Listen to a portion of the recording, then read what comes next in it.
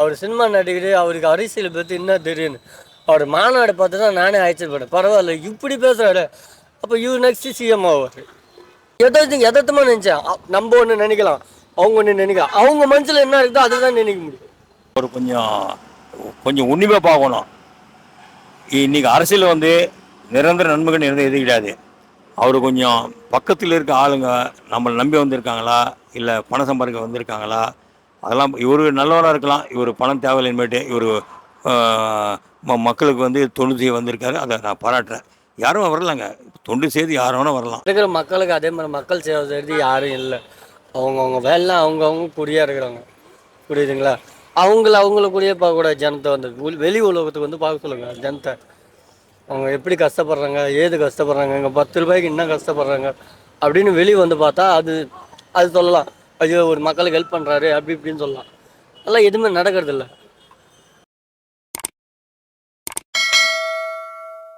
2026 வந்து பார்த்தீங்கன்னா தேர்தல் இருக்கு. இந்த தேர்தலில் பார்த்தீங்கன்னா திமுக, அதிமுக, பாஜக மற்றும் நாம் தமிழர் கட்சி, இந்த 4 கட்சிகளும் போட்டியிடுது. எந்த கட்சிக்கு மக்கள் ஆதரவு அதிகமாக இருக்கும்னு நினைக்கிறீங்க? தளபதி கட்சி தாங்க. தளபதி கட்சி என்னன்னா டிவிக்கே சொல்லவே இல்லையே. நான் சொல்கிறேன் தளபதி கட்சிக்கு. எதனால் அப்படி நினைக்கிறீங்க? எதனால் நினைக்கிறேன்னா இன்றைக்கி இருக்கிற சிச்சுவேஷன் பார்த்தா அவங்க தான் வருதாங்க மேலே. ஓகே, புரியுதா? இந்த அதிமுக, நாம் கட்சி இதெல்லாம் எதுவுமே வந்ததில்லை. இப்போ இருக்கிற மக்களுக்கு அதே மாதிரி மக்கள் சேவை செய்கிறது யாரும் இல்லை. அவங்கவுங்க வேலை அவங்கவுங்க குறியாக இருக்கிறாங்க. புரியுதுங்களா? அவங்களுக்குரிய பார்க்கக்கூடாது. ஜனத்தை வந்து வெளி உலகத்துக்கு வந்து பார்க்க சொல்லுங்கள். ஜனத்தை அவங்க எப்படி கஷ்டப்படுறாங்க, ஏது கஷ்டப்படுறாங்க, இங்கே 10 ரூபாய்க்கு என்ன கஷ்டப்படுறாங்க அப்படின்னு வெளியே வந்து பார்த்தா அது சொல்லலாம். ஐயோ ஒரு மக்களுக்கு ஹெல்ப் பண்ணுறாரு அப்படி இப்படின்னு சொல்லலாம். அதெல்லாம் எதுவுமே நடக்கிறதில்ல.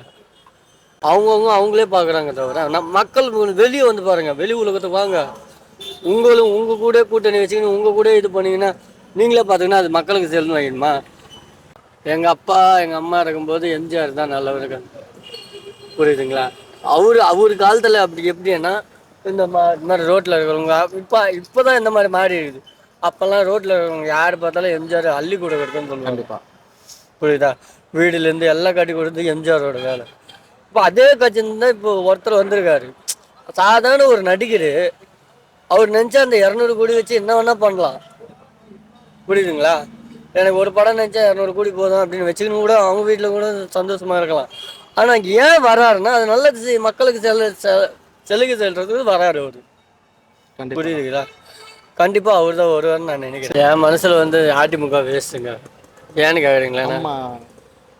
புரியுதுங்களா? நிறைய தப்பு பண்ணிட்டு தான் இருக்குது. இப்போ மக்கள் இயக்கத்தில் பார்த்தீங்கன்னா ஒரு 5 கூட்டணி இப்போ சேர்ந்துருக்குது. மக்கள் இயக்கம், விஜய் கட்சி, அதிமுக கட்சி. இப்போ அவங்க பண்ணுறதெல்லாம் சேட்டெல்லாம் பண்ணிக்கிட்டு தான் இருக்காங்க.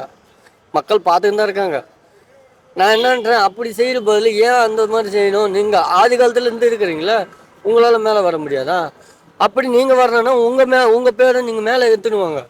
அவர் வந்து சாதாரண ஒரு நடிகர்னா இன்னைக்கு வரான்னா சாதாரண நடிகர் தான். அவர் எவ்வளோ கஷ்டப்பட்டு அந்த படத்தை ஒரு படத்தை கஷ்டப்பட்டு அவர் இங்கே வந்திருக்காரு. இன்னைக்கு இந்த நிலைமைக்கு அரசியலுக்கு வந்திருக்காரு. அது வந்து மக்களுக்கு நல்லது செல்றது தான் வராரு. புரியுதுங்களா? அதிமுக வந்து அந்த மாதிரி இல்லை. அதிமுக அப்பத்துலேருந்தே இருக்காரு. எம்ஜிஆர் காலத்துலேருந்தே இருக்காரு. அவர் வந்து எதுவும் செய்யலை, மக்களுக்கு எதுவும் போகல. ரேஷன் வச்சு போடுறான்னாங்க, அதுவும் போடல. எல்லாம் கட் பண்ணிட்டாங்க. இதெல்லாம் ஏன் கட் பண்ணுறீங்க? அப்போ ஒரு குடும்பத்துக்கு 1000 ரூபான்றீங்க. அந்த ஒரு குடும்பத்துக்கு 1000 ரூபாய் என்ன பத்தும்? இப்போ இருக்க சுச்சுவேஷனில் கண்டிப்பாக நான் கேட்குறேன். இப்போ இருக்க ஒரு சுச்சுவேஷனில் ஒரு குடும்பத்துக்கு 1000 ரூபாய் தரணுங்க. அந்த 1000 ரூபாய் என்ன பத்தும் சொல்லுங்க, நீங்களே சொல்லுங்க. பத்தாது தானா? கஷ்டம் தான். புரியுது. இப்போ பார்த்தீங்கன்னா இப்போ திமுக கட்சியில் வந்து பார்த்தீங்கன்னா நிறைய சலுகைகள் கொடுத்துருக்காங்க. ஆமாம், பள்ளிக்கூடம் கொடுத்துருக்காரு, பள்ளி வாசல் கொடுத்துருக்காரு, எல்லாம் கொடுத்துருக்காரு. எல்லாம் இல்லை, எல்லாத்தையும் உங்களுக்குள்ளே தான் பார்க்குறீங்க. வெளி உலகத்துக்கு பார்க்கலையா? வெளி உலகத்தை மென்ஷன் பண்ணுறீங்க. நான் இங்கே சொல்கிறேன். இது ரோட்டில் இந்த ரோடு எடுத்துக்கோங்க. நீ 4 பேர் சும்மா கோயன்னு கார் வச்சுக்கின்னு 4 பேர் மிலிட்ரி வச்சுக்கின்னு பந்தாவாக போகிறதெல்லாம் பெருசு இல்லை.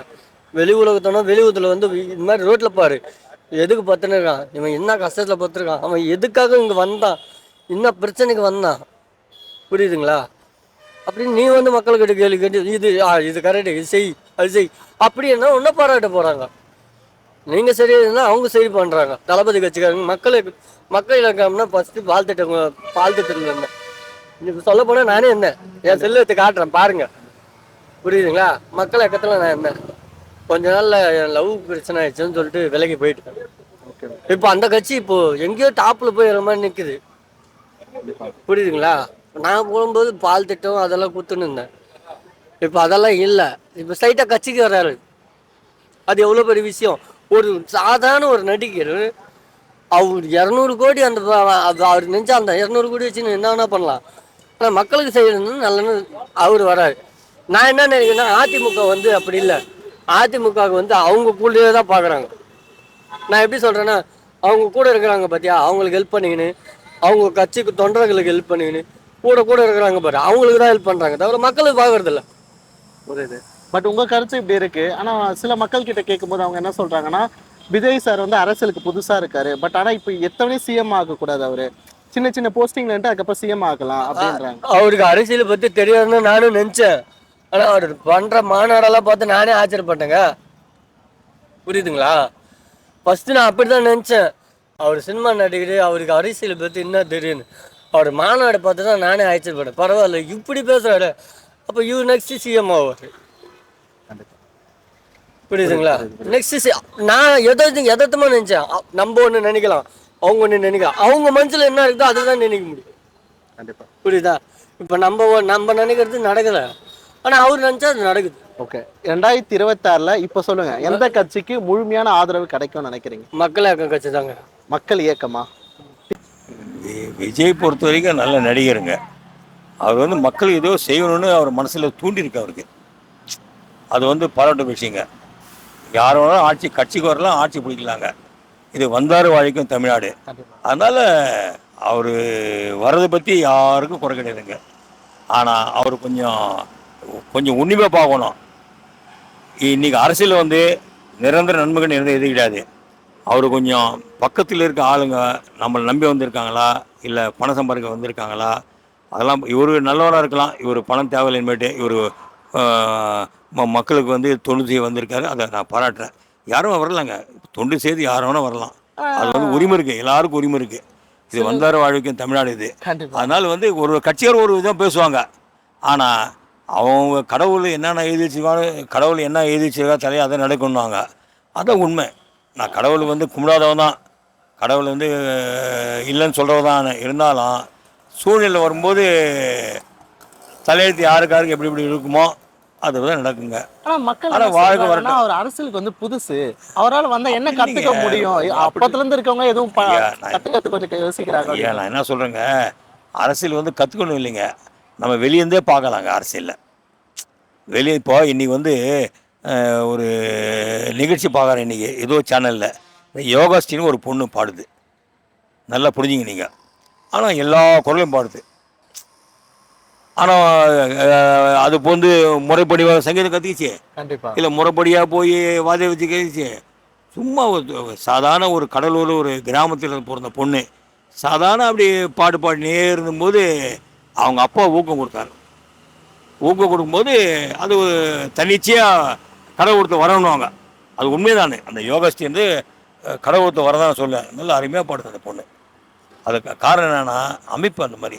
யாருக்கு என்ன அமைப்புன்னு சொல்ல முடியாதுங்க. இப்போ என்னை நேற்று நீ வந்து என்னை பேட்டி காணணுன்னா அந்த அமைப்பு எனக்கு இருக்குது. எனக்கு அந்த பேட்டிக்கான அமைப்பு எனக்கு இருந்தாலும் அந்த பேட்டி கொடுக்குற வாய்ப்பு எனக்கு கடவுள் கொடுத்துருக்கான்னு சொல்லுவானே. கடவுள்ன்றது அதாவது வந்து நம்மளை ஆட்டி படைக்கிறவங்க, நம்மளை வந்து வளர்க்குறவங்க கிடையாது. கடவுள்ன்றது நல்ல மனிதர்கள் சொல்கிறானே. நல்ல மனிதர் கூட இருந்தாவே கண்டிப்பாக எந்த கட்சியோ பிரமுகம் வரும், எந்த கட்சி ஆரம்பித்தாலும் வளரும். அந்த பாக்கியம் வந்து கலைஞர் கிடச்சிது, ஸ்டாலின் கிடச்சிது. நல்ல நண்பர் கிடச்சாங்க. துரைமுருகமாலும் நல்ல நண்பர் கிடச்சாங்க, ஆற்காடு ரசமும் நல்ல நண்பர் கிடச்சாங்க. அதே மாதிரி இவருக்கும் நல்ல நண்பர் கிடச்சிருக்காங்க, நல்ல கட்சி. அதனால தான் இன்றைக்கி கட்சியில் இருக்கிறவங்களும் நல்ல நண்பர் கிடச்சாவே போதுங்க. உயிர் ஒரு நண்பர் தேவையில்லைங்க, நம்பிக்கை நண்பர் கிடச்சா போதும். தாராளமாக எந்த உச்சிக்கும் போகலாங்க. அவங்க எல்லா உச்சிக்கும் போகலாங்க, தவறே கிடையாது. வரட்டுங்க. வாழ்க வாழ்க வாழ்க.